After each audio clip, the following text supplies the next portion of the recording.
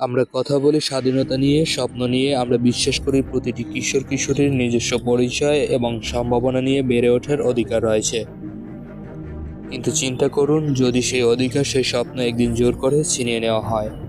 আজ আমরা এমন এক দুঃস্বপ্নের কথা বলবো যেখানে স্বাধীনতার জায়গায় রয়েছে শৃঙ্খল এবং স্বপ্নের জায়গায় রয়েছে ভয়। চীনের একটি প্রদেশে রয়েছে এমন এক শিবির যার গোপন দেয়ালের ভিতরে আছে দুঃখ, ভয় আর নির্যাতনের এক নির্মম ইতিহাস।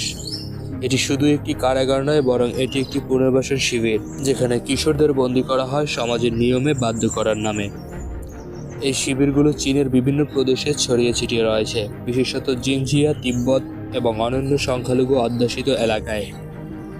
2014 সাল থেকে এই শিবিরগুলোর নির্মাণ কাজ শুরু হয়, যা চীনের তথাকথিত সামাজিক স্থিতিশীলতা বজায় রাখার একটি কৌশল। কিন্তু এর পেছনের আসল উদ্দেশ্য বা লক্ষ্য কী? চলুন সেই রহস্য ভেদ করা যাক।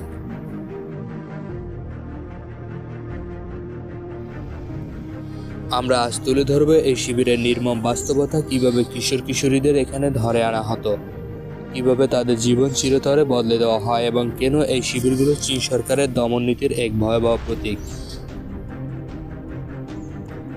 2014 সালে চীন সরকার এক সংস্কৃতি নীতির আওতায় এই শিবিরগুলোর যাত্রা শুরু করে। প্রথমে এগুলোকে শিক্ষা ও প্রশিক্ষণ কেন্দ্র বলা হতো, কিন্তু দ্রুতই এগুলো ভয়াবহ নির্যাতন কেন্দ্র হিসেবে পরিচিতি পায়, বিশেষত জিনজিয়া প্রদেশে, যেখানে উইঘুর, মুসলিম ও সংখ্যালঘু সম্প্রদায়ের মানুষ বসবাস করে।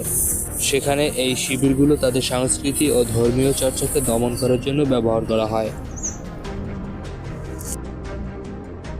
এই শিবিরে বন্দী হওয়া বেশিরভাগ কিশোর আসে সংখ্যালঘু সম্প্রদায় থেকে। তাদের অপরাধ, হয় তারা শৃঙ্খলা ভঙ্গ করেছে, নয়তো তারা চীনের সমাজের তথাকথিত নিয়ম মানতে অস্বীকার করেছে। তাদের পরিবারগুলোর অভিযোগ, কিশোর কিশোরীদের কোনো নোটিশ ছাড়াই ধরে নিয়ে যাওয়া হতো। কখনো বলা হয় তাদের পুনর্বাসন করা হবে, আবার কখনো বলা হয় তারা সমাজের জন্য বিপজ্জনক। যখন তারা এই শিবিরে পৌঁছায়, তখন তাদের জীবনের ওপর থেকে সব নিয়ন্ত্রণ ছিনিয়ে নেওয়া হয়। তাদের পোশাক বদলে দেওয়া হয়, কোনো স্বাধীন চিন্তা কিংবা ব্যক্তিগত মতামতের কোনো জায়গা নেই এখানে। তাদের শেখানো হয় তারা চীনের নিয়ম মানার জন্য তৈরি, যদি তারা কোনো ভুল করে তাহলে শাস্তি অনিবার্য। নির্যাতনের ধরন কেবল শারীরিক নয়, বরং মানসিক অত্যাচার হয় আরও ভয়াবহ। তাদের বলা হয় তারা সমাজের জন্য বোঝা, তাদের পরিবারের সঙ্গে তাদের সব ধরনের যোগাযোগ ছিন্ন করা হয়েছে। এই কারাগার সম্পর্কে একজন কিশোর তার সাক্ষাৎকারে বলেছিলেন, আমাদের প্রতিদিন বলা হতো আমরা অসফল, আমাদের পরিবার আমাদের ঘৃণা করে। এসব শুনতে শুনতে নিজের প্রতি ঘৃণা জন্মায়। চীন এই শিবিরগুলোকে পুনর্বাসন কেন্দ্র এবং সন্ত্রাসবাদ দমনের কৌশল হিসেবে উপস্থাপন করে। তাদের দাবি এটি সমাজের শৃঙ্খলা বজায় রাখার জন্য। তবে আন্তর্জাতিক মহল এই শিবিরগুলোকে মানবাধিকারের সরাসরি লঙ্ঘন হিসেবে দেখছে। জাতিসংঘ, অ্যামনেস্টি ইন্টারন্যাশনাল এবং অন্যান্য সংস্থা বরাবর এই শিবির বন্ধ করার জন্য আহ্বান জানিয়ে আসছে চীনকে। কিন্তু চীন তার জায়গায় অনড়।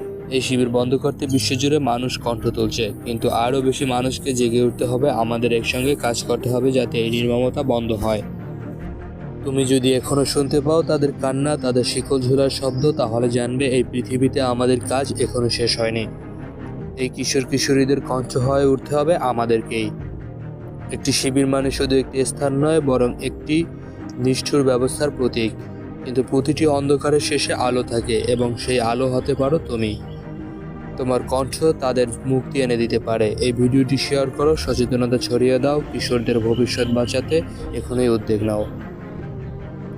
সাবস্ক্রাইব করুন আমাদের চ্যানেল এবং আরও এমন সত্যগুলো জানো যা বদলে দিতে পারে দুনিয়া, কারণ একসাথে আমরা পারি পরিবর্তন আনতে।